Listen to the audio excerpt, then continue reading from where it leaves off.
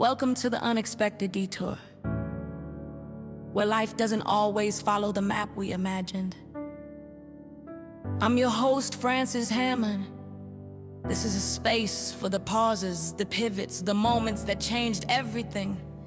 Even when we didn't understand them at the time, here, we honor the detours, the quiet ones, the painful ones, the ones that reshaped us, because getting rerouted doesn't mean you're lost. Sometimes the road you didn't choose is the one that leads you home. So breathe, settle in, and walk with me.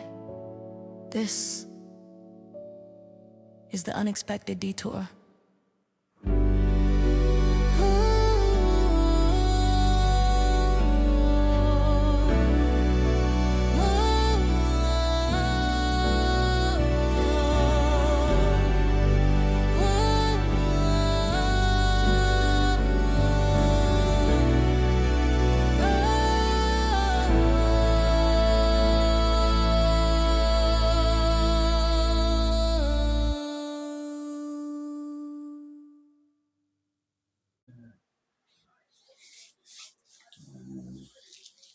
This is part 2 of At the Core, titled Courage.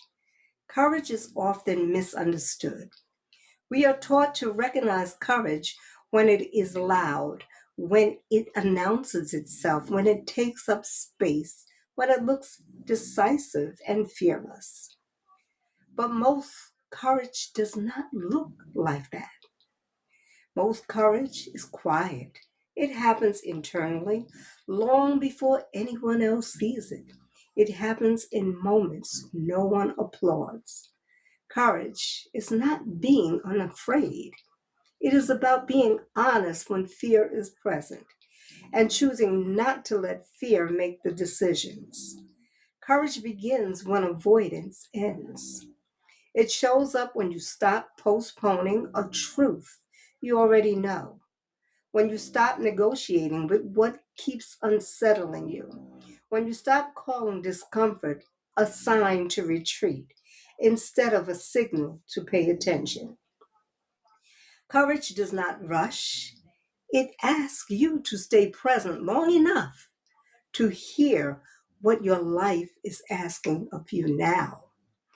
One of the hardest truths about courage is that it often costs you comfort. Comfort keeps things unfamiliar. Comfort changes things. Comfort says, this is easier. Courage asks, is this honest? And honesty can be expensive. Courage is required anytime you are asked to change how you show up, how you respond, how you protect yourself, how you tell the truth. Courage threatens patterns that once kept you safe. Even unhealthy patterns can feel protective when they are familiar. That's why courage feels so personal. What takes courage for you may not look brave to anyone else. But courage is not measured by how it looks, it's measured by alignment. There is a difference between courage and force. Force tries to control outcomes. Courage focuses on integrity. Force pushes past limits. Courage respects them. Force says, I'll make this work no matter what. Courage says, I will do what is mine to do, and I will stop where my responsibility ends. Courage does not chase, it does not beg, it does not manipulate clarity from places that thrive on confusion. Courage moves deliberately. Some of the bravest acts are invisible. Choosing not to explain yourself again, choosing rest instead of reaction, choosing to leave quietly instead of proving a point, choosing boundaries without hostility, choosing yourself without making someone else the villain. Courage does not need drama to be real. There are moments when courage asks you to speak, and there are moments when courage asks you to be silent. Knowing the difference requires self-trust.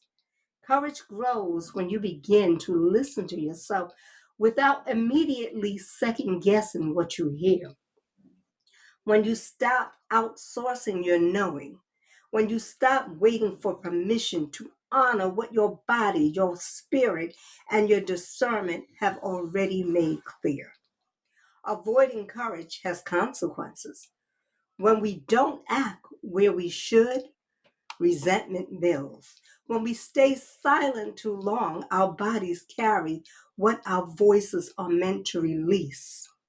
When we keep choosing comfort over truth, we slowly disconnect ourselves from ourselves. Courage is not here to punish you. It arrives to bring you back. Courage and boundaries are deeply connected. A boundary is not a wall, it's a line of clarity. Boundaries require courage because they change how people access you. They reveal who was benefiting from your lack of limits. They disappoint those who are comfortable with you overextended. Courage says, I can love you and still say no. I can care and still choose myself. I can be kind without being available. Courage does not always come with reassurance.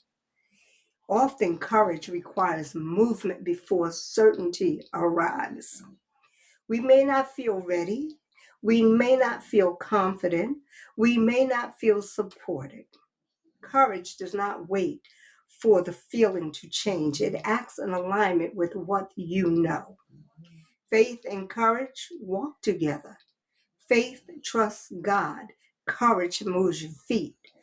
Faith without courage can become passive waiting. Courage without faith can become reckless striving. Together, they create balance and then you act.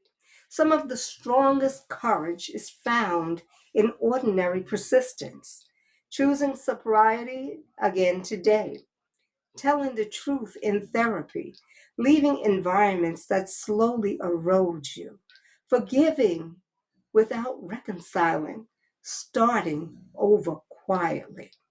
Courage does not require an audience, it requires honesty. Courage gives something back. It gives clarity, it gives self respect, it gives peace that does not depend on approval. Courage does not guarantee outcomes, but it guarantees alignment. And alignment brings a steadiness that fear cannot offer. Courage is not about becoming fearless, it's about choosing what matters more than fear. It is about acting where your voice still belongs, where your healing still matters, where your truth still requires your participation. You do not have to do everything at once.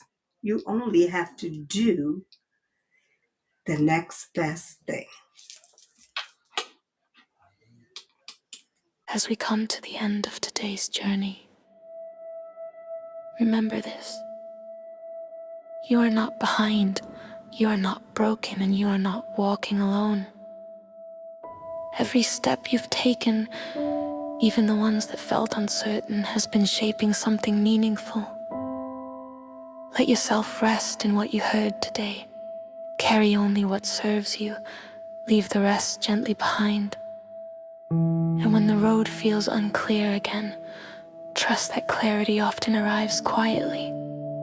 One breath, one choice, one moment at a time. Thank you for walking this stretch of the road with me. Until next time.